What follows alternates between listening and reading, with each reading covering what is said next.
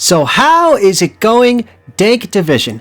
Dank Dan here, and let's finally talk about what we will be seeing in regards to DMZ with Season 2. Now, there is a lot of controversy going around about this, ranging from stuff being reset to stuff being locked behind the paywall of having to actually buy Modern Warfare 2. But we'll just go straight through in order. Now, first off, we've already had the reveal of Ashika Island. Now, we're already well aware that that's going to be the new Resurgence map. We now have confirmation that not only is that going to be a Resurgence map, it will also be used for DMZ in a brand new Exclusion mode. Now, be aware that you will be fighting under heavy fog. Now, this can change how people will be able to fight, because let's face it, thermal scopes might end up becoming one of your best friends. Now, what will you be able to find while you're on this wonderful little island? New weapon cases, a new boss known as the Bomb Maker, new locked areas, and plenty more. Now, we already saw in Season 1 Reloaded that we were introduced, of course, to Building 21, where you had to get an access card, and of course you had the timed infiltration window, also known as, if you work a day job or have kids, good luck. Now, with Season 2, operators are going to be able to return to Building 21 as another exclusion zone option. Now, you still have to have it that you get your hands on an access card to get into Building 21.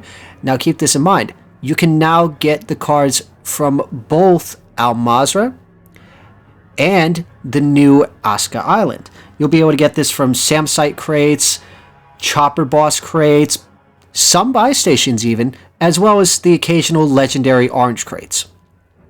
Now, as you're already well aware, you're going to want to definitely prepare for heavy resistance, because Building 21 is nothing short of a nightmare. Now, when it comes to Al-Mazrah, there's a little bit more intel that'll be coming up, including that going into Season 2 that apparently there's a crashed unknown aircraft that is going to end up in the cave complex. And whether or not we will actually see it crash in the footage, or if it's just going to be something where we see smoke and have to run towards it, that'll be something to see.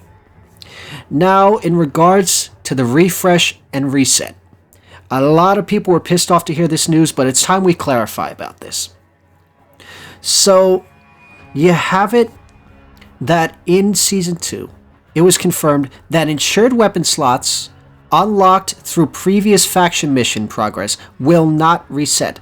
However, if you did not unlock the additional insured weapon slot in Season 1, the new Season 2 requirements to do so should take far less time. Now, keep this in mind. All Season 1 mission and boss enemy rewards that were previously acquired, this includes weapon case rewards, etc., will not reset, with the exception of contraband and keys. Any contraband weapon you acquired, any keys, gone. Bye-bye. Done. Now, why exactly are they doing this refresh? They found that a lot of people found the mission challenges to be far too difficult, and that the time requirements needed some balancing. So, going into Season 2, the mission challenges and the time requirements are going to be in a much more balanced area. Now, as for the key stash, this will now be able to hold specific mission items that you may need to gather from one exclusion zone to the other. That, of course, being all three of them, Building 21, Al-Mazrah, as well as the island. This will allow to have longer from missions that are going to go all over the place. This means that some missions might pertain to one place versus another. Now, with a new mission set, you can now employ multi-location missions. You know, start one in Al-Mazrah, go to the island, go to Building 21, etc. Now, to complete this reset, we may see DMZ go offline a little bit before Season 2 starts, but we'll have to wait and see how that goes. Now, on to another controversy. The new faction known as Crown. Now, why is there controversy behind this? It's because it's locked behind Modern Warfare 2. because this fourth faction can only be accessed by anyone who owns Modern Warfare 2. So at bare minimum, in order to get this faction, $70.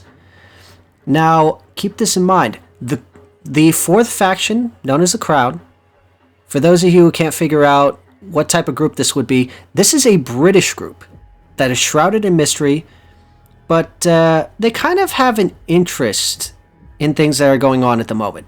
Now, we're already well aware that going into Season 2, we're going to see more AI challenges. Now, the difficulty might get a little bit easier, might get a little bit better, but they will continue to adjust everything from the spawning to the spawn points to the accuracy of the AI at range, etc., to make things relatively easier. Now, of course, another thing they're going to be working on is crashes, because that has been a major issue in DMZ, and working on avoiding people losing their items and contraband weapons as a result. But so far, they haven't exactly addressed the fact that hackers have been able to, hit a switch and kick everyone out of the lobby. That is something that we will have to wait and see. So keep this in mind, is that future seasons, of course, are going to be bringing more changes to DMZ. And while DMZ is still in its infancy, it's still a beta at the moment, they don't have the intention of applying a mission refresh every season. Now, we're going to apparently be seeing them pretty much continue to add to DMZ, similar to how we saw Outbreak continue to get more and more content. So that's pretty much all that we know for now in regards to DMZ. So I want to hear in the comment section down below, what do you think about what we're getting in DMZ? Do you think that that fourth faction should be locked behind a paywall, or do you think it should be free to everyone? Do you think that more stuff should be added in regards to people who own Modern Warfare 2, or do you think that's kind of a cheap way to get people to buy? Also, I want to hear your thoughts on what do you think of having it that you have DMZ on the Resurgence Island. If you have all three locations, let's say you have an access card, you have Al Mazrah, and you have the island, where are you going to drop?